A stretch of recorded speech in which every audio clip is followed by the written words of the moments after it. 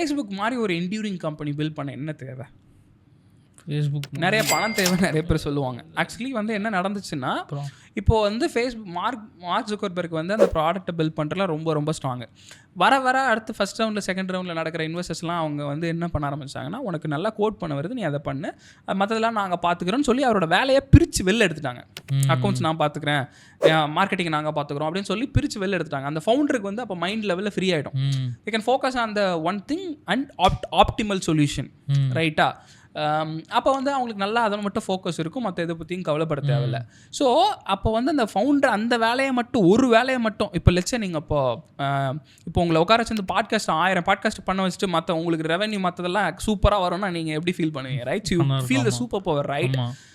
So அந்த மாதிரி வந்து மற்றவங்க ஒருத்தவங்க எல்லா வேலையும் பார்த்துக்கோங்க, நீங்கள் உங்களோட கோர் வேலையை மட்டும் ஃபோக்கஸ் பண்ணுறாங்க. அதுதான் வெஞ்சர் பில்டிங் சொல்லுது. ஸோ உன்னோட கோர் வேலையை மட்டும் பாரு, நீ போய் விற்கிறியா வித்துரு, மற்றெல்லாம் நான் பார்த்துக்கிறேன்.